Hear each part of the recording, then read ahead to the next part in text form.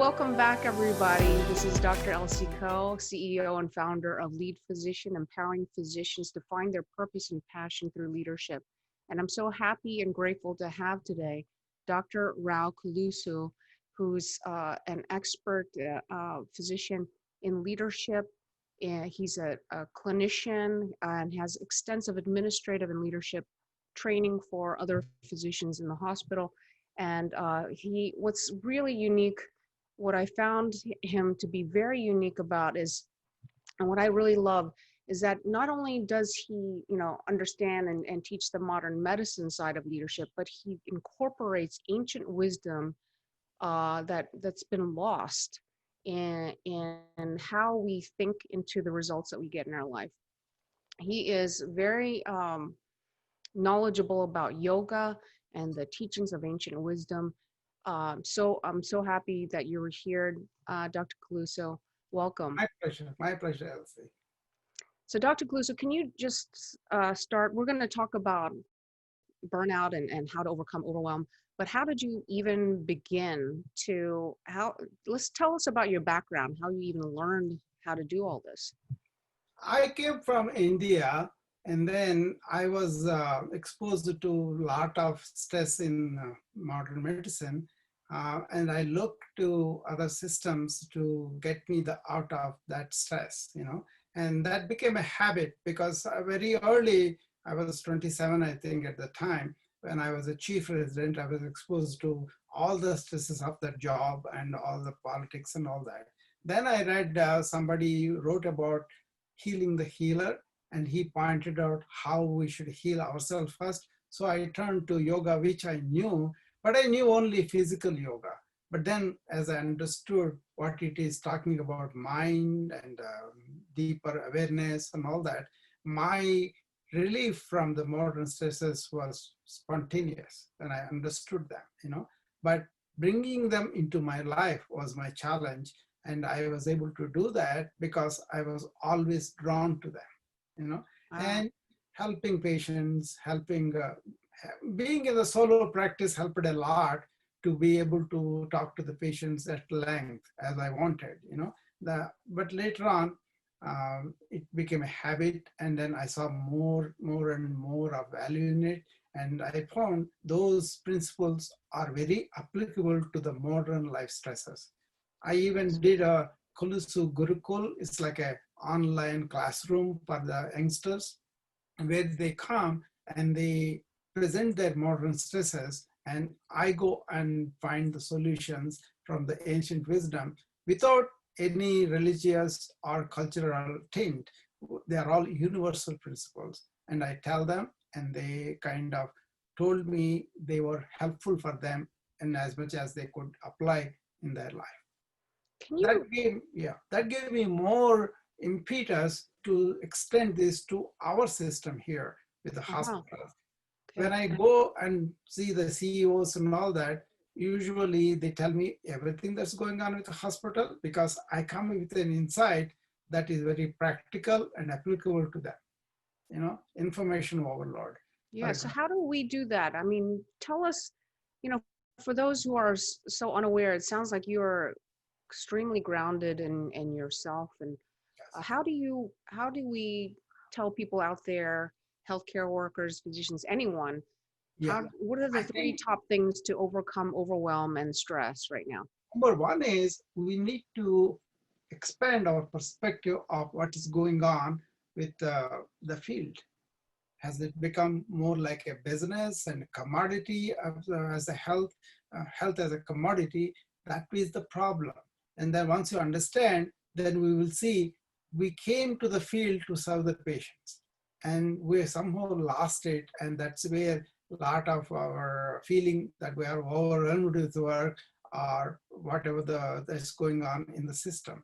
But if you understand the whole thing, that will help a lot. That's number one thing. So you have to educate yourself, you have to expose yourself. I'm into all the current worldly affairs all the time. WHO I follow, for example, Corona. and I follow the medical experts, Dr. Fauci, and all those things. You have to be aware of what's going on in the field as a whole. Okay, then you come down to your local level and see what's going on. Then you won't have a fight with administrators that this is right, this is not right. You are doing it for that purpose. Once that total understanding is there, then you can cultivate an attitude like, hey, what can I do instead of what the hospital is doing for me?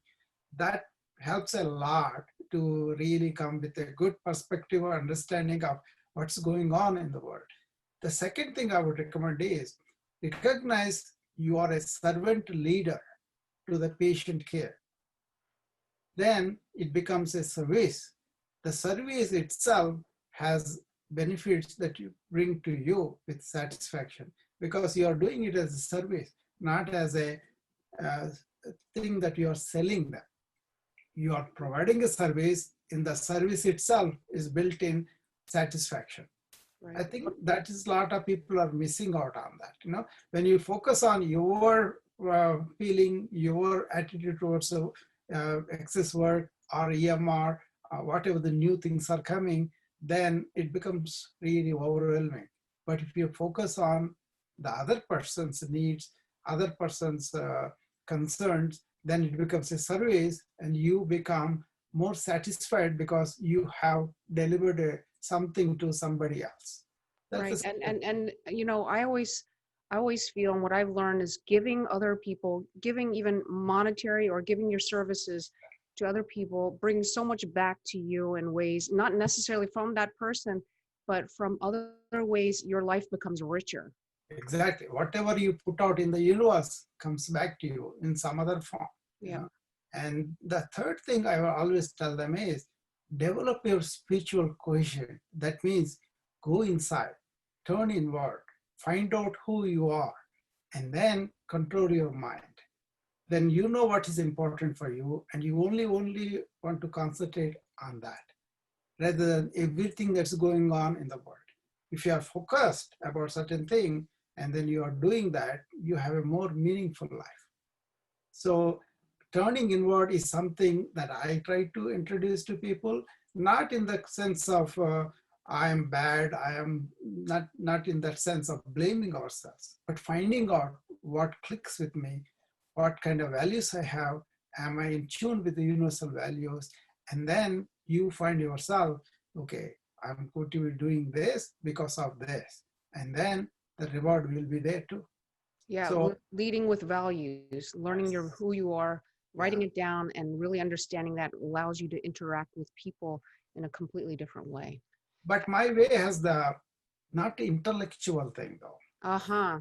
It's more like an intuitive awareness. Yep. You got to be aware that if you are lazy, that suppose you are not able to get up in the morning, that that's not like in a punitive way, but more like okay, my energies are like this, so I'll adjust my routines so they can fit more into the later day where I'm very energetic. I teach this too. You take a biological clock, then if your temperature is going up in the night or going down in the night, you can say whether you're a morning person or an evening person. Actually, corporations use this to get most out of the employees. They won't force them. They will identify the body clock. Suppose I'm a morning person, I get up in the morning. I have a lot of things done before 8 o'clock, like the army people, But some people get up late and then they are more productive late on in the night, So you have to identify.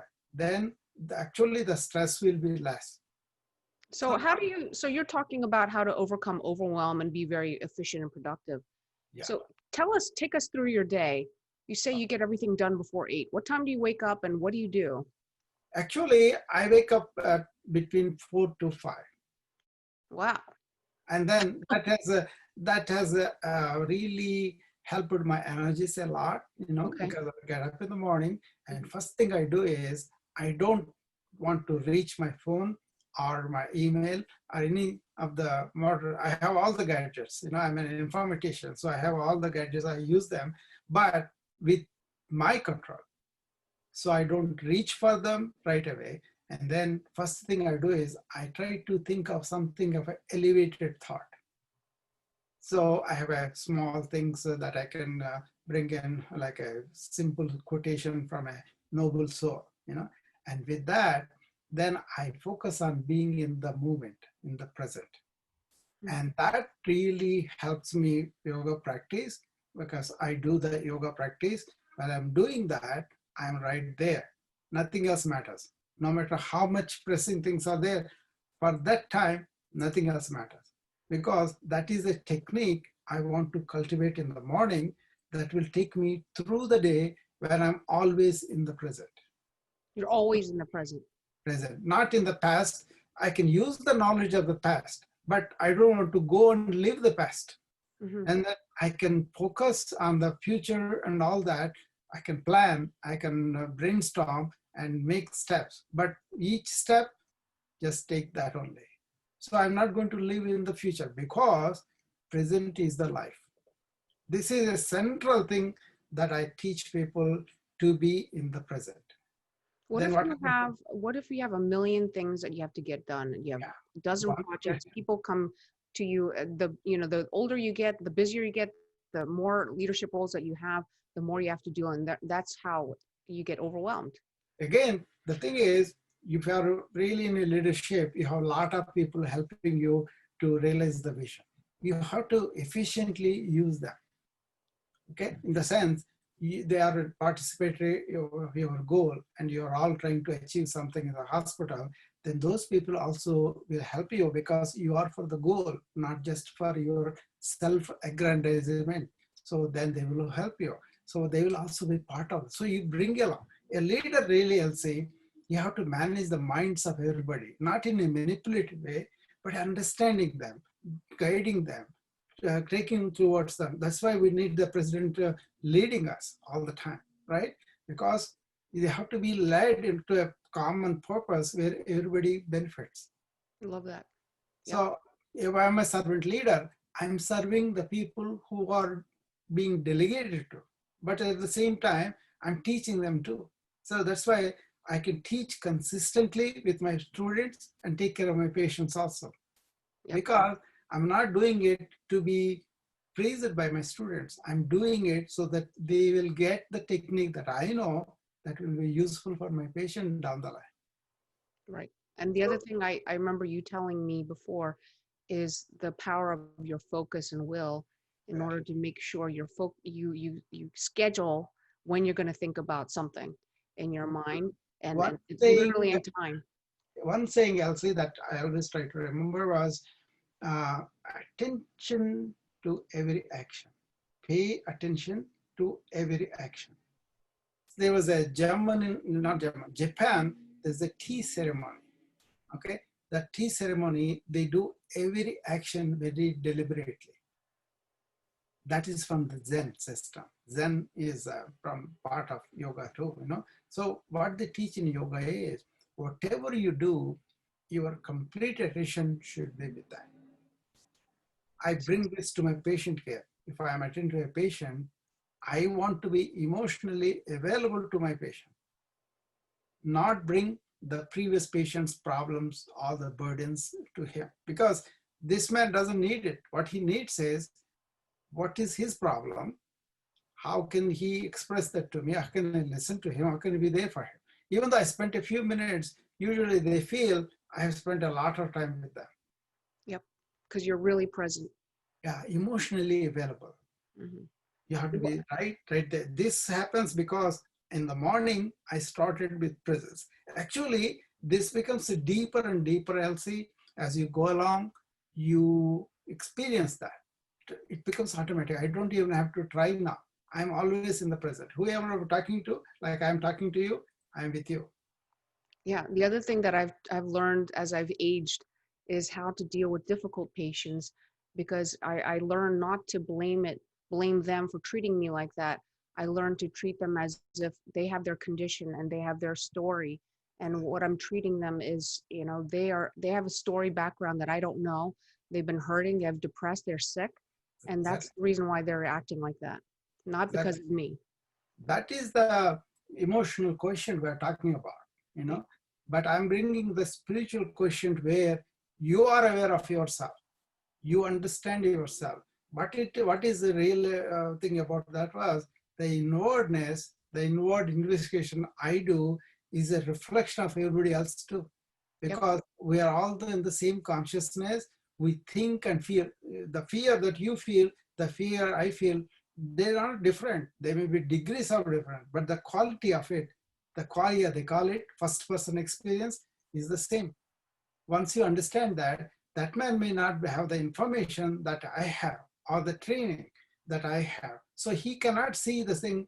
It's my obligation to help him communicate to whatever he has to learn.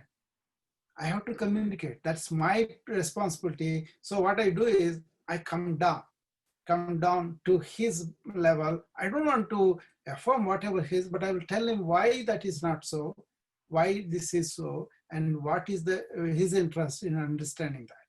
So a lot of people really respond when we slow down. I learned this from Buddha. He used to be very high with a very high intellectual, but he used to come down to the normal person when he landed. So I apply, if I meet a CEO, he may have a complete perspective of what's going on with the government policy, and he's bringing those unpleasant decisions to the hospital. So when I talk to him, I know that's where he's coming from, okay? Whereas if he goes to the doctors are immediately threatened because their work routines changed, or they may have monetary loss, whatever it is. Then they will look at only their perspective. They don't understand the CEO. So I'm kind of a bridge in between. I understand the physician perspective and also the administrative perspective. I'm bringing them together is because of my inwardness. That's huge in leadership, is understanding who you're speaking with and understanding that everybody has a story, and not to judge based on your own opinions and your own conditions. And that is the key, not to judge. Who is that judging? I got rid of that ego part. Yep. Then that persona is gone, then it is okay. If you see my morning statement that I read, I think I sent it to you. In that it says, I want to be in the present, moment to moment, with choiceless awareness. Choiceless. That means there's nobody making a choice. It is just so, awareness. And then you move on to control your body-mind complex. I can do my yoga better because my ego may be saying, oh, take it easy today. You don't have to do it. You did very well yesterday. No, I won't listen to that. I will let it ride. Then I will go and do the yoga, and I will do so much more and get the benefit of it. Mind does the same. Dr. Kolusu, or can I call you Rao? Yeah, please. Rao, do you mind telling us, in 2014, you experienced a pontine stroke where you became hemiplegic. And yet you fully recovered from that, and that surprised everybody around you and made physicians even say, wow, we need to learn from you. And now you're a better physician to patients. Can you tell us how you overcame, what happened immediately afterwards? What was going through your mind when this was happening and you knew you were having a stroke? I was, first of all, had no doubt I would recover. Somehow it was, the positive mind was there, everybody else was not upset because I was so forceful about my recovery, that was just a positive thinking. I told them a story that I remember from Arthur Ashe, the black gentleman who has won the US Open tennis championship, and he was a very nice gentleman, and he had a blood transfusion and he acquired HIV. This was in the 80s when I was very young. Then everybody was very upset because they loved the guy so much, They went to him and then they were all upset genuinely, the reporters. Then he said, look at 50,000 people competed in US Open, ultimately came to 4 people and 2 people, and I was given the tennis championship. When God was kind to me like that, I did not question that. Now this has come. Why do I have to question that? So amazing. That is something called sthita pragnata in ancient wisdom. That means whatever that happens outside, you remain stable inside. How? Because the one that is reacting is the mind. That mind is not you though. You are behind the mind. You are that remains stable, silent, peaceful, behind the mind. So you have to train the body, train the mind, but you don't have to train yourself. Yep. I think the most important thing that I'm learning from you is how powerful our minds are in our, not only creating our own reality, our happiness, our purpose, but how we fit into this entire world, our short time here on earth. Why are we here? We need to remember as physicians, as healthcare workers, that it's not just our circumstances, environment, that we have to understand our minds really Yeah, control a lot I of think our. Elsie, you touched on the very good point. What mattered to me was not the external circumstances, but how can you be very proactive and powerful within. So I learned this from one of the yogis describing ancient rishis. These people are the ones who came out with a lot of truths about consciousness, and they were in very deadly atmosphere, Himalayas, forests, where they have no place to stay, they have nothing to eat, they have to earn every meal every day, right? But they were happy to begin with. They were very stable inside, and then they walked the walk of life with big strides. So they created marvelous sculptures, literary works, and also they created poems, 32,000 poems like that. Extraordinary work was there. So I wanted to know what was that made them like that. That went into investigation. Then I found out our happiness, our perfection is within. We need to reach there. And then everything else outside becomes easier. It's not like something we cannot do. It's the only thing we need to work through our ignorance. Yep. Like we are scientists, we are learning about corona every day. This is a very, very different virus. It has got it's a corona, but still it's not like influenza. It has so many manifestations. If we close our eyes to that, then we are going to miss on that. Like that, I feel the science of consciousness that people explored was not brought into proper perspective. It was either brought in like, oh, our country is great, only we know. But then they don't even follow them. But they separate that from everybody else, saying that this is only.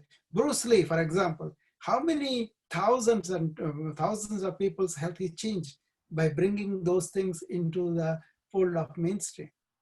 When he was told by the Chinese, no, you should not teach to other people. He did not stop there. He was a philosopher. That's why he was one of my favorite guys.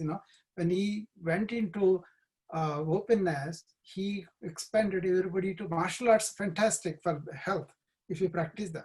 Mm-hmm. But people are not able to do them because they were not shown. Like that, ancient sciences, you take anything. You take Hinduism, Jainism, or Buddhism, or Christian Judo, any of them, if you go deep, they are the same message. Yep. But why do you have to separate ourselves? More than that, as a physician, what is it that is making them so strong from within that they can really change the circumstances outside? Yep. This is very simple thing I taught. My daughter, she is learning the driving thing. She does very well when I'm by her side, and then she goes all over.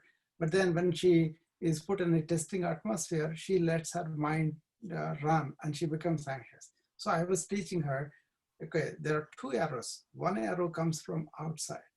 The second arrow comes from within us, how we react. That we can change. I think a lot of people are not taught about that. No, not at all.